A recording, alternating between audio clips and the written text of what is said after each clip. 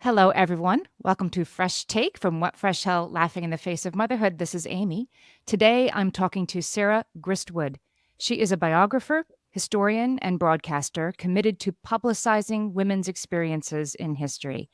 A former film journalist contributing to The Guardian, The Times, and The Telegraph, Sarah now broadcasts regularly for Sky News, CNN, and the BBC on royal and historical affairs. She is the author of several books, including the one we're going to talk about today, Secret Voices, A Year of Women's Diaries. Welcome, Sarah. Lovely to be here. I want to start with a quote from your book, from the introduction. You say that the diary has historically been an echo chamber for a woman's own voice as opposed to what she was supposed to say. So explain what the difference is. Yeah, I think we see that very much, particularly in the diaries from the past. And this book covers diarists over 400 years.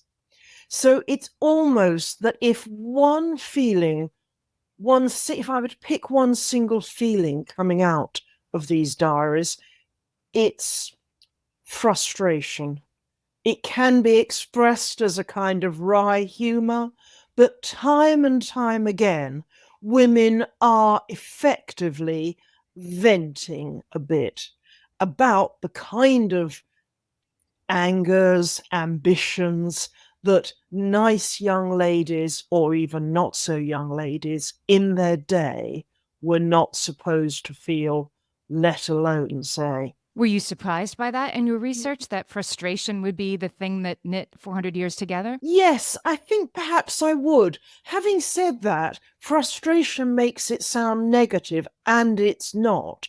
All of these women were using the challenges they faced to fight in some way and to move the fight on for the rest of us. I mean, there's a huge amount of pleasure and humor there, as well as anger. But the diary was where they could say that they wanted more than their society was giving them, or that they didn't always feel the men around them were right. Diaries are so interesting as a form of writing because some diarists, including the diarists in this book, some are writing very much with an intended audience in mind. Some really are, and some are with an imaginary audience of one, maybe. And then some, I think, really were just writing for themselves, never imagining that it would be of interest. What are the sort of different motivations that would cause a woman Well, 400 years ago to write something just for herself? yeah, as you say, some of the diaries was for just the diaries to the degree they were actually written in code. Anne Lister, the young Beatrix Potter, we all know her as the author of Peter Rabbit, but as a teenager, as a young woman, she wrote a diary in a code that was only cracked after her death. But 400 years ago, well, there's two diarists really who go that far back in the book. And one of them was writing, Lady Margaret Hoby, was writing as a kind of spiritual exercise, a kind of religious thing almost. But the other, Anne Clifford, well, if you look at what she was writing about, she was writing about her quarrels with her husband, the progress of her child, but her determination never to give up. She kept saying, I will never give up Westmoreland, by which she meant her own inherited lands in the county of Westmoreland, which both her father and the king and her husband were trying to persuade her to hand over, and she wouldn't do it. There's frustration and determination there, all right. And did someone 400 years ago think this is a journal that's worth preserving for history, or was it a happenstance that it was preserved all these years? Well, that woman, Anne Clifford, was a great landowner. So she was, a titled woman. So her diary was preserved in the archives in her own castles. So the fact is that preserving diaries has historically, inevitably, tended to favor the rich or the famous, women from the professional and the upper classes. But a lot of work's being done now very deliberately to try and recover voices from women in other walks of life. So I've got a I thought Victorian maidservant. There are the pioneer with the wagon women crossing America, a dweller in the Rio favelas, a slum dweller. So there are other voices in there, even you though it made the took a point bit in more the work to find them. Mm. you made that point in the introduction that having Mm. the literacy and Yes, the indeed. and the time and the Yeah, privacy and yeah. everything that's in and that is something that would be those things go with privilege even for Yes, yes. women at home. That's And right. so was it hard to find these voices? How much work was that to find sort of the You do have non-landed to gentry work sort of a voices? lot harder. They are out there now. Some of them have been published. Some of archives, university libraries have been putting work online.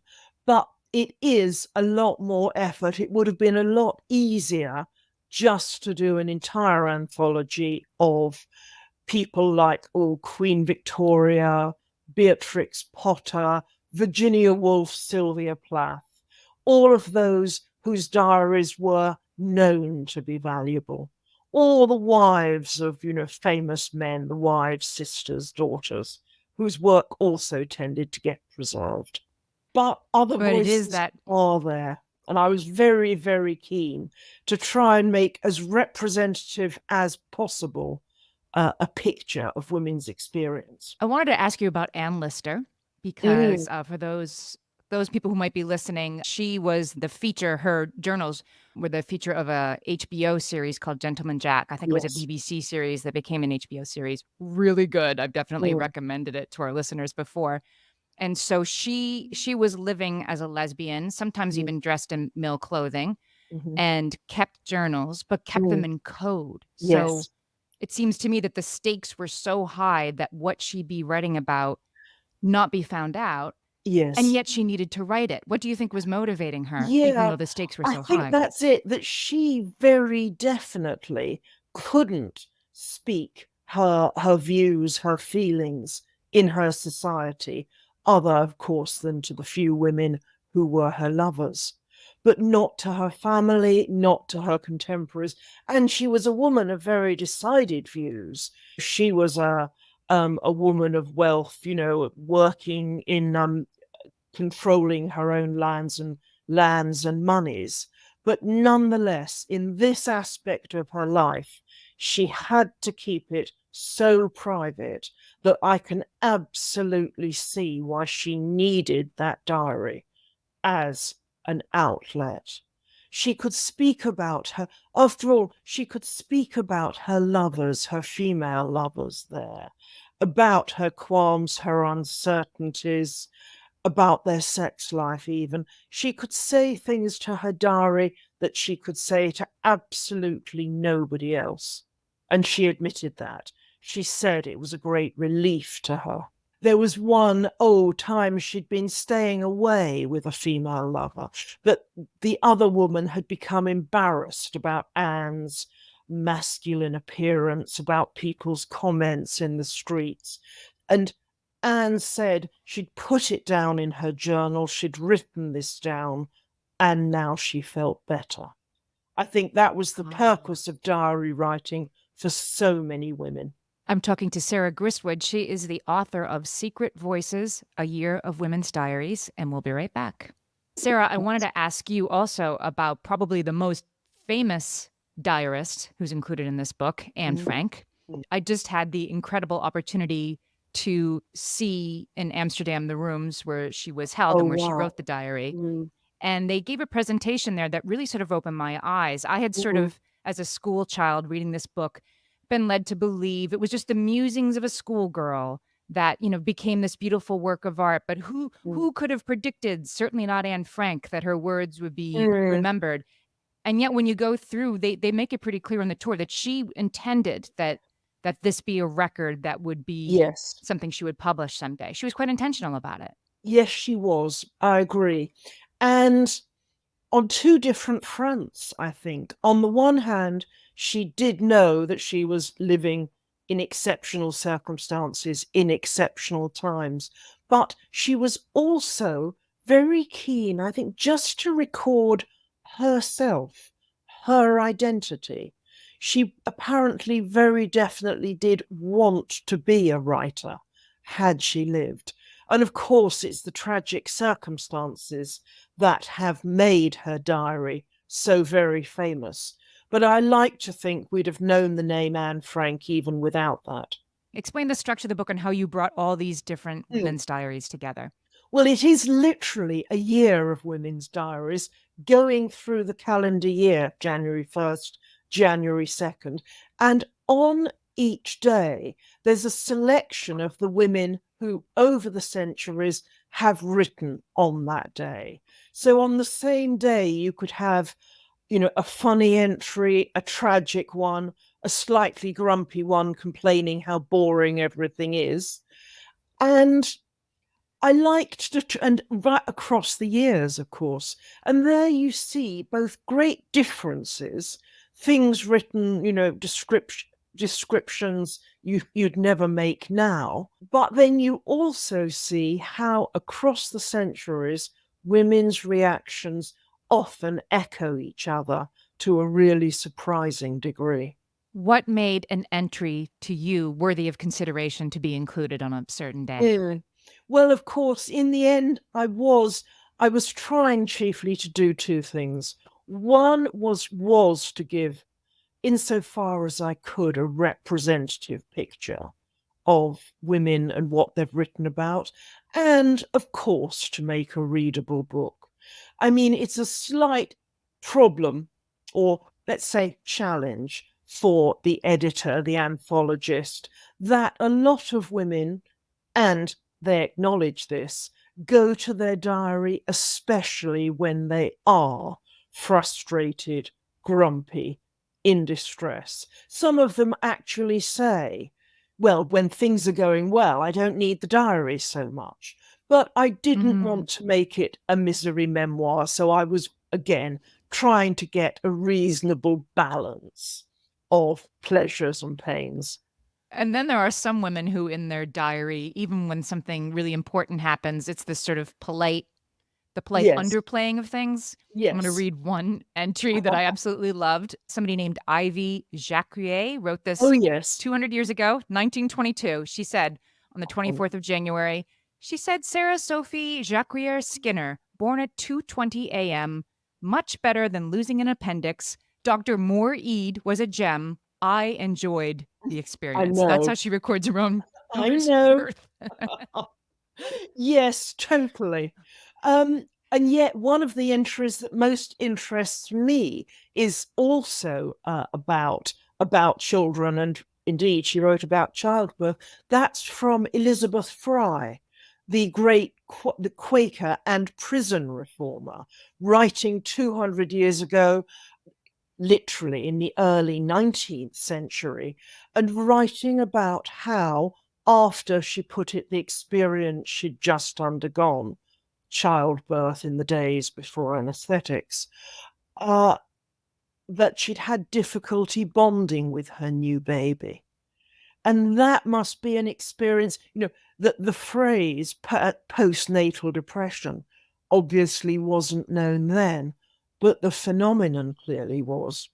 And that same woman, Elizabeth Fry, wrote on another occasion about how she worried that her husband and children, I think it was 11 children, distracted her too much from what she felt was her mission, her vocation, the reform of prison conditions, and how if she spent too much time on that, the husband and children got jealous.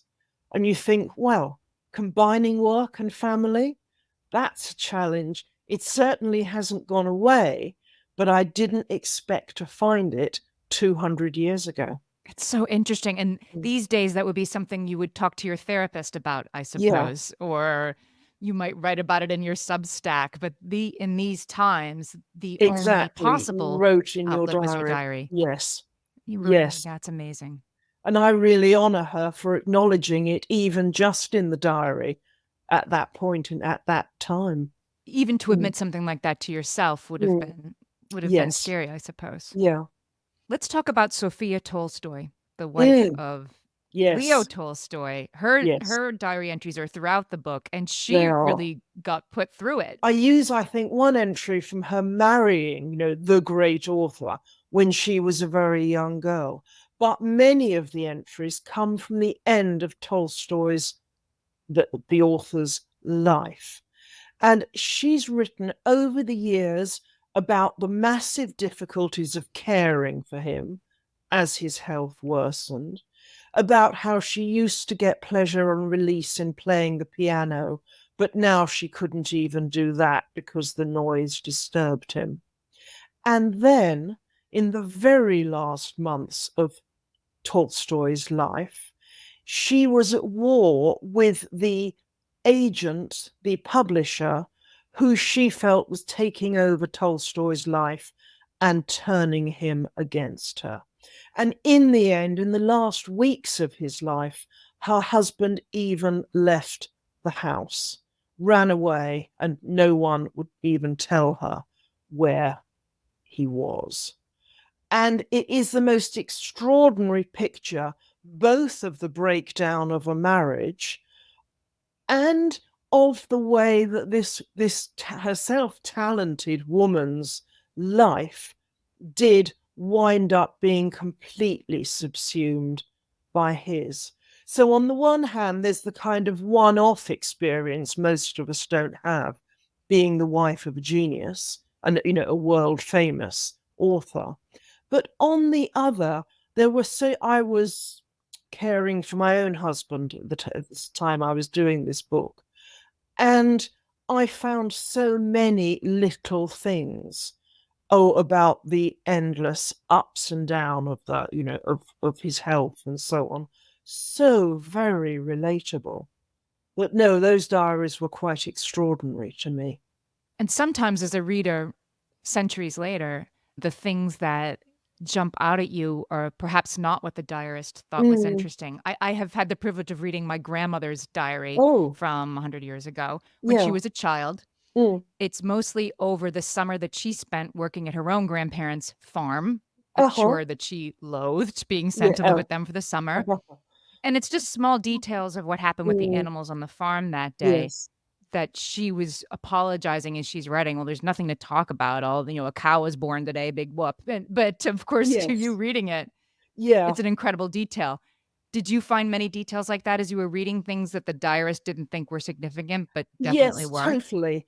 I mean, one was the famous ladies of Llangollen, two 18th century spinsters who went away to live together, to the complete shock of their horror of their families.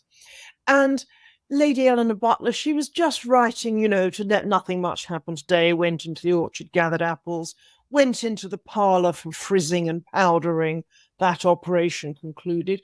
And of course, to her, it must have felt just like me writing, washed my hair, who cares, who's interested? But now, frizzing and powdering, you think, oh, goodness. It must have taken 2 hours, right? You I wanna go back know. and see Yes, exactly what it exactly was. that. Yes. A big deal. Yeah.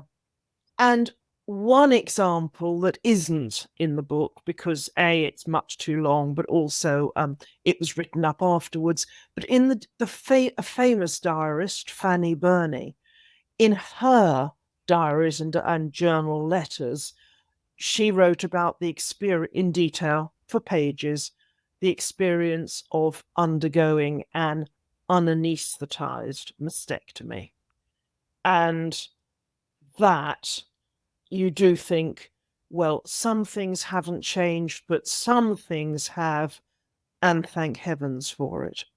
I'm talking to Sarah Gristwood. She is the author of Secret Voices: A Year of Women's Diaries, and we'll be right back. Sarah, I wanted to know what you think can be gained by Mm. understanding these women's voices, sort of in aggregate, seeing them in Mm. juxtaposition Yeah, and in aggregate like yeah. this.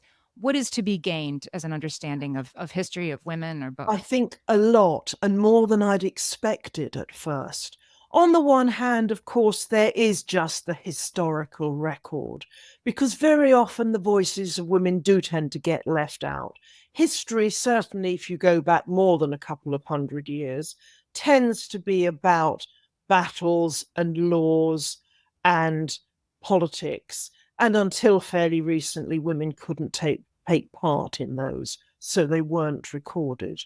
But far more strongly to me, it was that sense of community with women from the quite distant past. And the fact that they were often, like Elizabeth Fry, juggling work and family, fighting the same battles we are, and that they survived. And indeed, collectively, moved the game on to where we are today.